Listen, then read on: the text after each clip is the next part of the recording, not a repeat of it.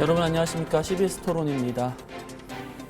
일상적인 안부 인사조차 건네기 힘든 요즘입니다. 지난 10월 29일 밤 10시쯤 대규모 참사가 일어나서 156명이 숨지고 190여 명이 다쳤습니다.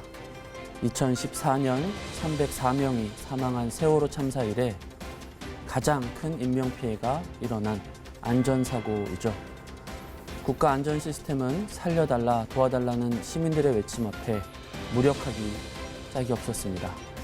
도대체 왜 이런 어처구니 없는 일이 발생했는지, 도저히 예상할 수 없는 사고였던 건지 찬찬히 풀어가야 할 질문들이 우리 앞에 놓여 있습니다. 나아가서 희생자와 유가족을 진심으로 애도하고 위로하는 것도 우리 사회 구성원 모두에게 주어진 중요한 과제일 텐데요. 오늘 이 숙제를 함께 풀어가는 과정에서 한국 교회와 그리스도인들은 어떤 역할을 해야 하는지 오늘 토론에서 두 분의 패널을 모시고 이야기 나눠보도록 하겠습니다. 먼저 한국교회 총연합 대표회장이신 류영모 목사 나오셨습니다. 한국기독교 목회자협의회 대표회장이신 지영훈 목사 나오셨습니다. 네, 안녕하세요. 오늘 어려운 자리 해주셔서 감사합니다. 네. 본격적인 토론 시작하기에 앞서서 우리 이태원 참사 희생자와 유가족들에게 위로의 말씀을 좀 전하신다면 부탁드리겠습니다. 목회를 하다 보면 재난이 상존하지요. 특별히 슬픔을 당한 가족들을 만나게 되었을 때에 뭐 할 말이 있겠어요. 그래서 언제나 그분들 곁에 함께 있어주는 것, 또 그분들의 손 한번 꼭 잡아주는 것, 그리고 우는 자와 함께 울라는 주님의 말씀을 따라서 그들의 눈물 곁에서 그야말로 눈물 흘리는 흉내라도 내준다고 한다면은 그들에게 위로가 되지 않을까 그렇게 생각합니다. 유가족들 부상당하신 분들에게 온 국민이 함께 죄인의 심정으로 국가 안전 시스템을 점검하고 매뉴얼을 만들어야 할 때가 아닌가 그렇게 생각합니다. 네. 힘내시고 위로받으시고 그분들의 희생이 헛되지 않도록 온 국민에게 경종을 울리는 이번 참사가 되기를 간절히 바랍니다. 네, 고맙습니다. 네, 네, 발생하지 말았어야 할 참사가 발생했습니다. 뭐라고 말할 수 없는 부끄러움을 느낍니다. 아마 많은 분들이 같은 심정일 텐데요. 희생당하신 분들, 그 유가족분들, 또 주변 친지, 친구, 또 부상당하신 모든 분들에게 진심으로 애도의 마음을 전하고 또 그분들의 심정 뭐라고 표현해도 다른 사람들이 다 표현할 수 없지만 하나님의 위로가 함께 하시기를 바라고 또 국민의 한 사람으로서 여러분의 슬픔 또 이번 사건의 의미 깊이 마음에 품고 그렇게 삶의 여정 걸어가겠습니다. 힘내시기를 바랍니다. 네, 삼가 조의를 표합니다. 저희 이태원 참사 얘기가 이게 딱 일어났을 때 일각에서 세월호 참사가 떠오른다 이런 얘기가 좀 먼저 들었던 것 같아요. 그런 반응이 드는 거에 대해서 목사님 어떻게 보시나요? 세월호 참사가 일어난 지가 몇 년이 됐죠. 네. 네. 그동안 우리 국민이 얼마나 아팠습니까? 얼마나 힘들었습니까? 그 고통을 우리가 기억만 하고 또 기억만 하더라도 역사의식이 있는 분들이었죠. 까마득하게 잊어버린 양 재난에 대한 준비가 되어 있지 않았습니다. 언제나 유비무환 또 재난을 방지할 수 있는 준비 우리의 발길보다는 재난이 더 빨랐던 것 같아요.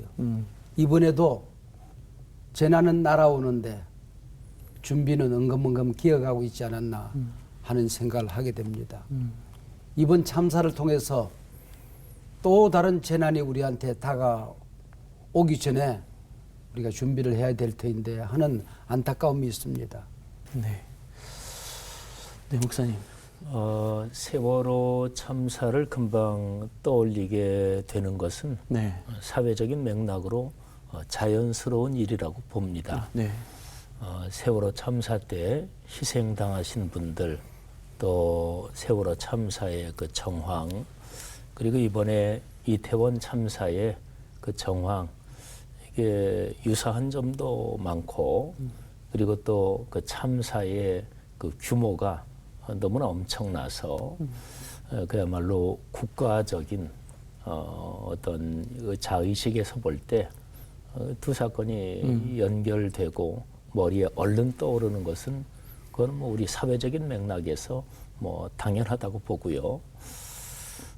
중요한 것은 우리 유영모 대표회장님도 말씀하셨다시피 그런 사회적 참사, 그러니까 인재죠, 대형 안전사고죠.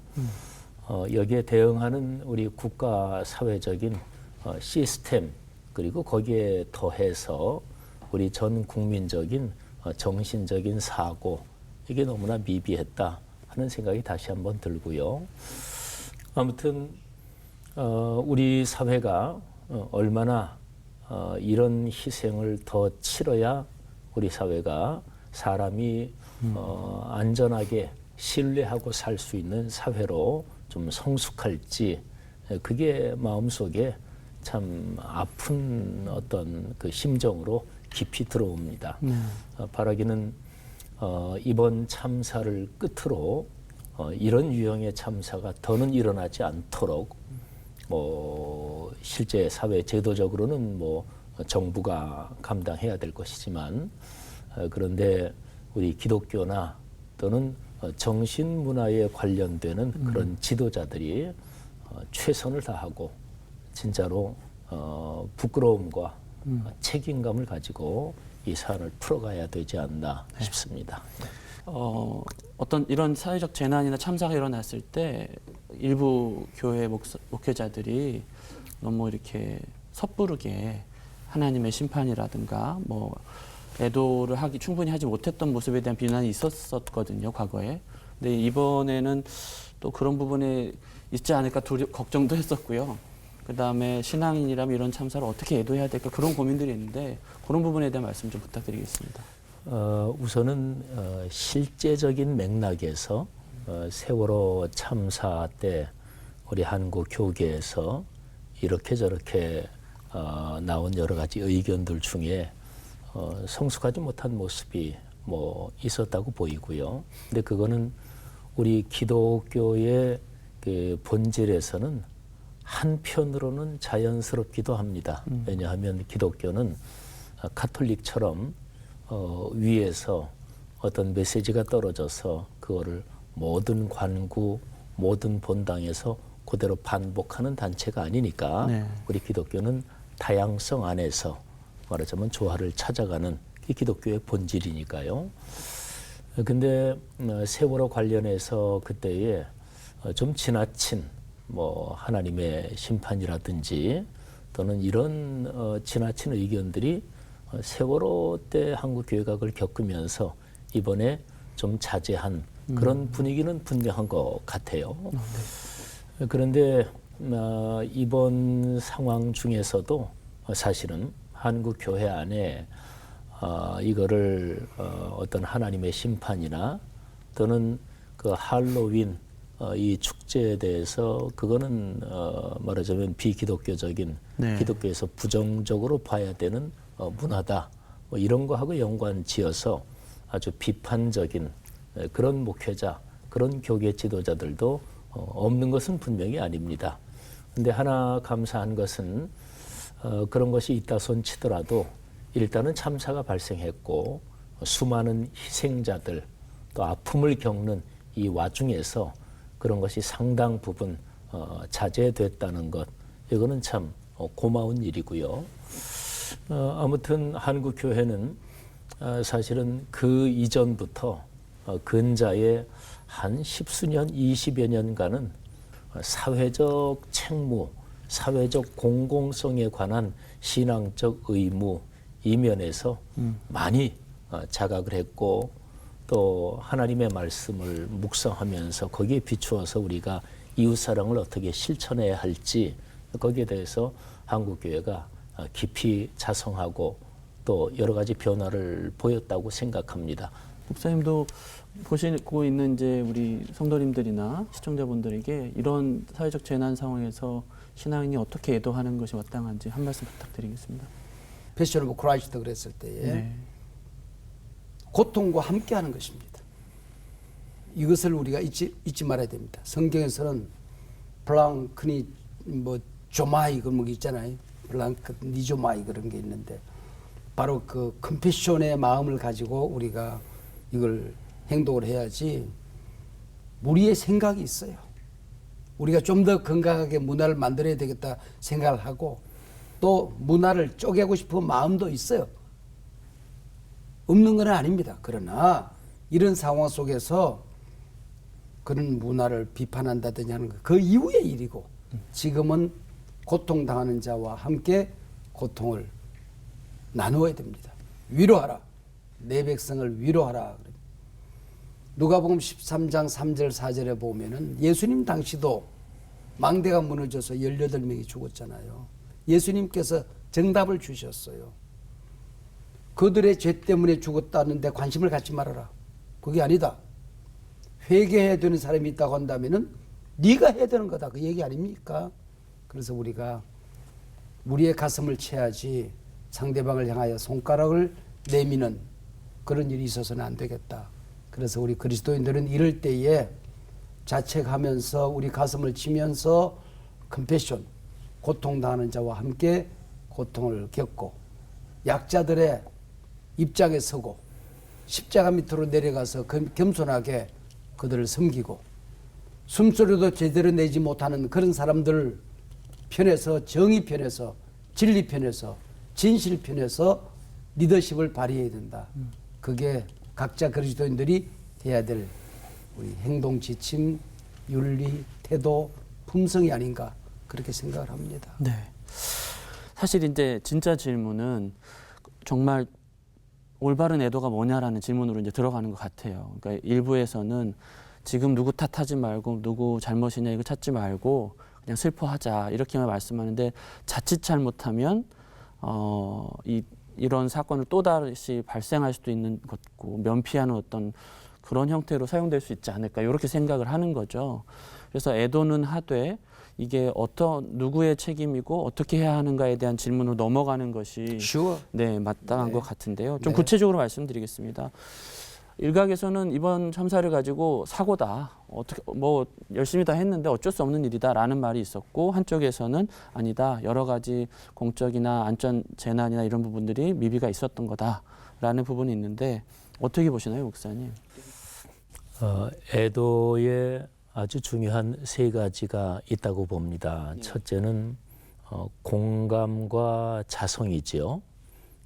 일단은 발생한 그 사안, 그 참사 사태에 대해서 공감의 마음을 가져야 되겠죠.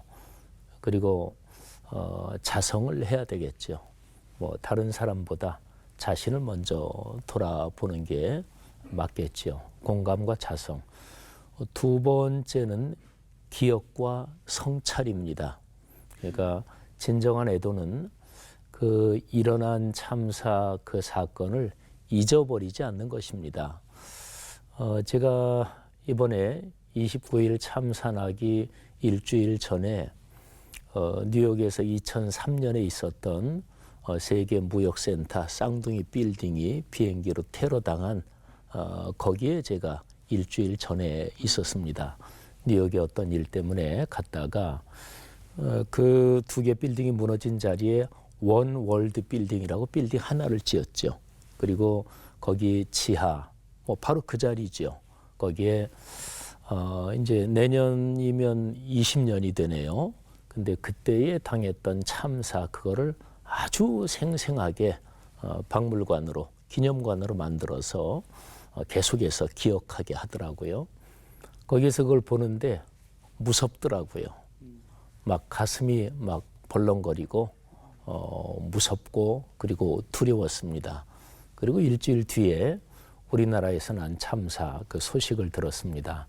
그러니까 진정한 애도는 잊지 않는 것입니다. 기억하는 것이고, 그리고 그 사건에 연관된 사람들은 평생 잊지 못하지요. 그야말로 트라우마를 가지고 평생 살아가실 분들이 많을 텐데, 그러니까 함께 기억하는 것이고, 두 번째는 그 사안에 대해서 공적으로 그리고 구조적으로 진지하게 성찰하는 것입니다. 그리고 이제 세 번째 단계로 이제 애도에 꼭 필요한 것이 책임 있는 해결이지요. 그러니까 기억하고 그리고 성찰하면서 원인이 무엇인지, 또 이거를 어떻게 해결해야 근원적인 해결이 되는지, 대증적인 증상 치료 당연히 있어야지요. 그 발등에 떨어진 불이지요. 하지만 근본적으로 더 중요한 것은 이런 사태, 이런 원인이 어디에서 왔는지 그 근원적인 뿌리 또는 우리 사회적인 현상 등등을 분석하면서 중장기적인 해결책을 간구하는 것, 이게 뭐 절실하게 필요하다고 봅니다. 네. 그리고 이제 세 가지 외에 우리가 기독교인으로서 한 가지 꼭 필요한 것은 오늘도 우리 삶의 상황에 개입하시고 그리고 일하시는 하나님을 신뢰하고 기도하고, 그리고 하나님의 지혜와 그리고 하나님의 손길이 함께 하도록 하나님을 신뢰하면서 간절히 간구하는 것, 절실하게 필요하다고 봅니다. 네, 사실 너무 중요한 이제 애도의 세 가지 특징을 말씀해 주셨는데, 기억과 성찰과 근본적인 얘기를 하기에 지금 너무 좀 당장인 것 같고, 혹시나 이제 피해자 유가족분들이나 아니면 사회 전반적으로 이게 왜 이런 일이 일어났지 하는 원인을 좀 알고 싶어 하지 않을까, 그런 생각도 해보는데요. 근데 그 원인에 대해서는 현재 상황에서는요, 네.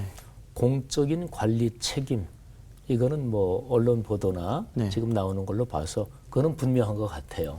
뭐 정부로서 공적으로 처리해야 될 사안이 있고, 우리 기독교나 사회에 각계각층 지도자라고 칭할 수 있는 사람들이 이제 가지는 여러 가지 다방면의 노력이 있겠죠. 근데 공적인 관리 책임은 이번 사안에서 현재까지 상황으로 봐서 뭐 분명한 것 같고요. 거기에 따른 정부나 또는 관계 당국의 책임 있는 조치가 마땅히 따라야 될 것이고, 근데 아까 유영모 대표회장님께서 누가복음 말씀을 들어서 얘기를 해주셨는데 적극 공감합니다. 여기에 대한 책임은 뭐 정부 당국에서 관계 당국에서 져야 할 책임, 그건 마땅히 그렇게 처리돼야 되겠고, 또 뭐 수사 뭐 이런 것도 계속되고 있는데 그게 공정하고 일관성이 있어야 되겠고, 근데 다른 한편으로 말하자면 근본적인 이 참사를 바라보는 정신적인 태도, 시각에서 우리 기독교적인 뭐 시각 또는 뭐 다른 다종교도 나름대로 그 종교의 가치관에 따라서 바라보는 시각이 있을 텐데, 네. 거의 대부분 저는 겹치리라고 봅니다. 뭐 종교라는 것의 사회적 공공의식, 사회적 기능, 이거는 뭐 거의 대부분 겹치거든요. 네. 그 점이 중요하지 않나 싶습니다. 네, 알겠습니다. 공정한 수사나 정부의 역할에 대한 부분은 당연히 필요한 거고 잘 할 거라고 생각한다고 말씀하시고, 또 기독교인으로서는 이런 부분에 대해서 너무 이렇게 단편적으로 판단하거나 정죄하지 말아야 된다는 말씀으로 제가 듣겠습니다. 유 목사님, 최근에 이 이태원 참사를 보면서 특히 이제 피해자 다수가 20대 청년들이었어요. 그래서 그 이태원에 이제 가면 애도하는 사람들이나 뭐 글귀들도 이제 보셨을 거라고 생각하는데, 일부 이제 기사에도 나오긴 했는데, 이 나라가 나를 지켜주지 못할 것 같아서 너무 속상하고, 걱정이 된다, 염려가 된다, 이런 글귀들이 있는데, 그런 부분은 어떻게 보시나요? 옛 어르신들의 말씀 가운데에 호미로 막을 것, 가래로도 못 막는다 하는 말이 있습니다. 옛날 왕정시대에도 하늘에서 비가 내리지 않으면 그 임금의 책임이겠습니까? 근데 임금이 모든 책임을 지고 그 일을 풀어가는 겁니다. 네. 국가가 이 땅에 존재하는 이유는 국민의 생명과 안전을 지키기 위해서 있는 것이죠. 뭐 정부가 가서 이 일을 한 건 아니지만 책임은 정부에 있는 겁니다. 그리고 지난 정부에서 안전 시스템에 대한 매뉴얼을 넘긴 적이 없다 그럴 수 있지만은 그럼 만드는 신용이라도 했냐? 우리 교회가 크고 작은 교회와 상관없이 예배를 드리는 매뉴얼이 있어요. 위기가 오고 바이러스가 왔을 때 어떻게 예배를 드린다는 매뉴얼이 있거든요. 전도를 어떻게 한다는 매뉴얼이 있어요. 그리고 전도가 위기를 만났을 때 어떻게 한다는 매뉴얼이 있는 겁니다. 저희 교회 같은 매뉴얼은 매뉴얼 집이 두꺼운 책이 2권으로 되어 있는데 정부의 이런 국가 안전 시스템에 대한 매뉴얼을 내놓아 보란 말이죠. 그럼 못 만든 책임은 정부에 있는 겁니다. 그리고 예고되어 왔습니다. 이게 지금 이번에 3년 동안 폐쇄되어 있다가 이것이 오픈되고 이것이 전부 다 자유롭게 모일 수 있는 공간이 기회가 주어지면서 조금만 생각했으면 준비할 수 있었어요. 대안을 세울 수 있었어요. 아무도 세우지 않았습니다. 거기에 대한 책임은 분명히 규명해야 되고 책임적인 위치에 있는 분들은 그것이 규명되어지고 난 다음에는 좀 극단적인 발언을 하면 즉각 사퇴해야죠. 그렇게 즉각 사퇴하고 국민의 아픔을 책임질 수 있는 자리에 있는 사람이 있다고 한다면은 석고 대죄해야죠. 목사님 말씀 너무 감사한데 어떤 일각에서는 그냥 이제 밑으로부터 꼬리를 자른다고 해가지고 경찰 일선에 있는 사람들이라든가 아니면 소방관이라든가 이런 사람이 제때 출발 안 했냐 뭐 이런 걸로만 자꾸 몰고 가려고 하는데 어떻게 보시나요? 뭐 그거는 옳지 않고요. 책임적인 위치에 있는 분들이 있습니다. 이름을 말할까요? 그러나 알고 있습니다. 네. 국민들이 다 압니다. 지금 이 트라우마는요. 젊은이들이 아까 말씀한 대로 예. 사회자께서 절망이거든요. 사회에 대한 신뢰가 다 무너지는 것이잖아요. 그렇죠. 미래에 대한 희망을 잃어버렸다는 것은 모든 것을 잃어버린 것입니다. 그렇다고 한다면은 이 트라우마를 치료하기 위해서 어설프게 교회들이나 또 아니면은 정부가 나설 일이 아니고 전문가 집단이 일어나야 됩니다. 도처에 전문가들이 있습니다. 그룹 모여서 전문가 집단이 모여서 이것을 해야지 과감하게 위탁을 해야 됩니다. 전문가들한테. 그래서 치유에 들어가셔야 되고요. 시간이 많지 않아서요. 짧게 젊은 분들의 어떤 실망이란 이런 부분 어떻게 느끼시나요, 목사님?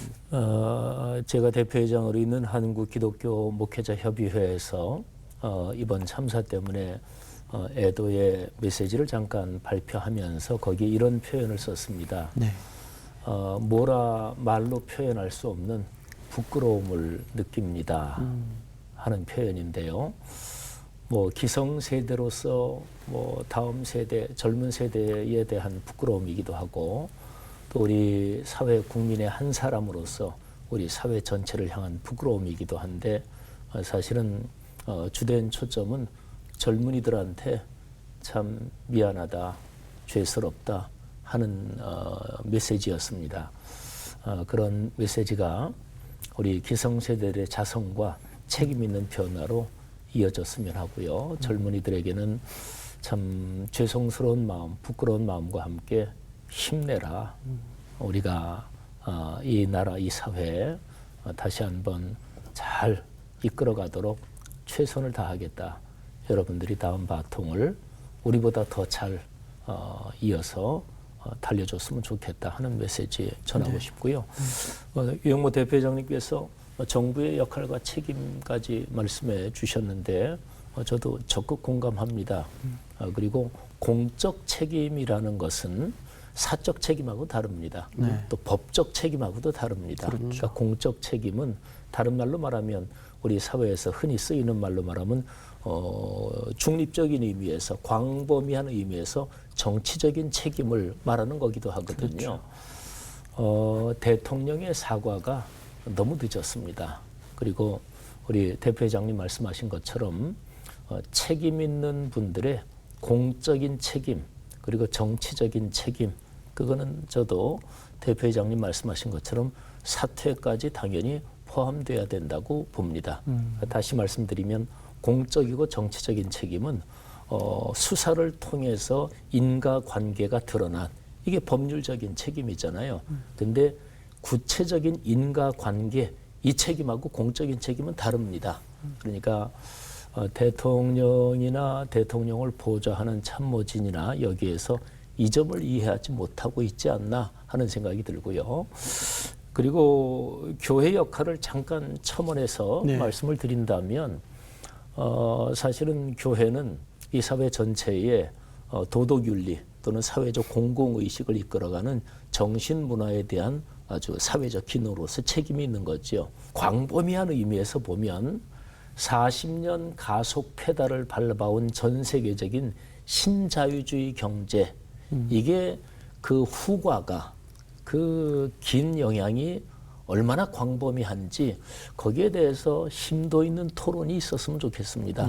쉬운 얘기로 말하면 어느 대기업을 생각하면 위에서 목표치를 할당해서 각 그 밑에 예하 사장에게 전달하면 오더를 내리면 거기에서는 그거 달성하려니까 쥐어짤 수밖에 없겠고 계속해서 내려가면서 그러니까 이윤 추구를 극대화하는 신자유주의 경제 이게 20세기 말 21세기 초에서 한 40여 년을 가속 페달을 밟아왔거든요. 목사님 말씀은 이게 비인간화를 촉진한 예, 아주 예. 중요한 어떤 큰 중장기적인 그 뿌리가 아닌가 싶어서 네. 그런데도 한국 기독교가 성경적인 가치관을 가지고 심도 있게 지적을 해요. 그래야 중장기적인 해결이 되죠.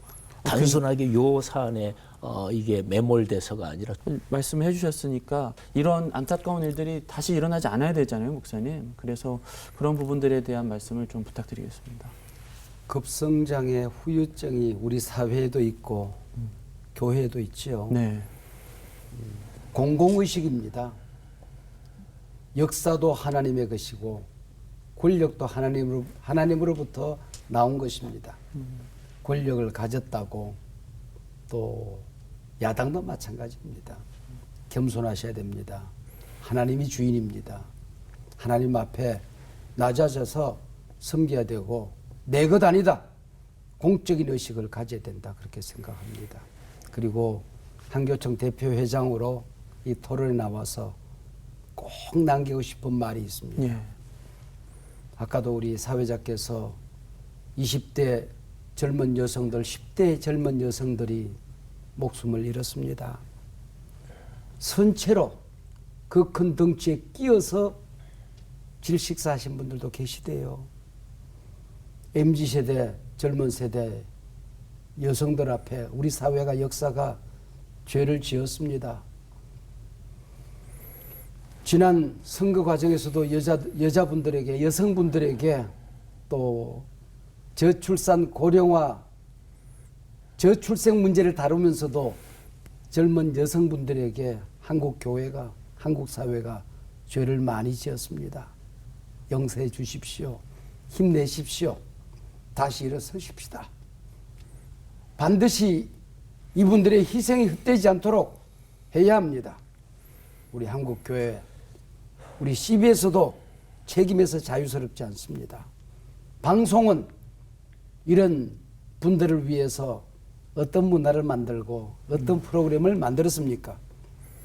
저출생 문제를 해결하자고 했지만은 정작 아기 낳아야 될 그분들과 대화를 얼마나 했습니까? 어른들이 탁상 공론으로 사무실에서 얘기를 했지 그분들과 어떤 토론을 가졌고 그분들의 아픔이 뭔지 아십니까? MZ세대 우리 젊은 여성분들에게 사죄합니다. 용서해 주십시오. 네, 고맙습니다.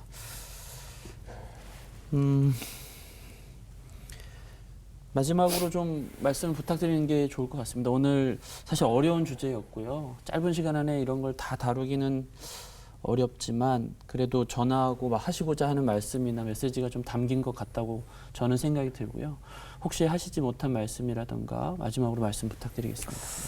예, 그 애도의 마음을 깊이 가슴에 끌어안고 그리고 대안과 그리고 미래를 향해 걸어갔으면 좋겠습니다. 그리고 정부의 공적 책임을 분명히 해서 정부가 우리 국민에게 신뢰받는 그런 정부로 좀 더 변화되기를 바라고요. 또 뭐 한국교회를 대표해서 유영모 목사님께서 말씀을 주셨습니다마는 한국교회가 우리 시대에 사죄해야 될 것을 명확하게 의식하고 그리고 하나님의 말씀인 성경의 가치관에 따라서 우리 사회에 공적인 책임을 다하고 또 그렇게 온 삶으로 한국교회가 걸어가야 되겠다 하는 다짐을 다시 한번 합니다. 네, 오늘 마지막으로 시청자분들께 말씀 부탁드리겠습니다. 5천년 역사 가운데 가장 암울했던 때에 기독교가 찾아왔습니다. 가장 어려울 때 하나님이 함께 하십니다. 우리 민족은 저력이 있습니다. 생명력이 있습니다. 생명력이 있는 씨앗 하나는 100만 배의 무기를 뚫고 올라옵니다. 우리 민족의 정신이, 가치가, 생명력이 있으면은 이 위기에 100만 배를 무기를 견뎌낼 수 있다고 생각합니다. 우리 국민 모두 힘을 내십시다. 다시 시작하십시다. 다시 출발하십시다. 길이 끊어졌을 때에 더 큰 길을 만들어 가십시다. 힘내십시다. 감사합니다. 오늘 말씀 너무 감사드리고요. 네, 잘 위로의 말씀 전달되고 이 얘기들이 전달되기를 기대해 봅니다. 참사가 일어난 골목엔 시민들이 두고 간 꽃다발이 쌓이고 있습니다. 그 의도에 담긴 마음을 담아서 다시는 이런 비극이 반복되지 않도록 진상을 소상히 밝히고 대책을 만들어야 할 텐데요. 그것은 일부 위정자만의 우리 사회 구성원 모두의 관심을 모아야 할 그런 과제인 것입니다.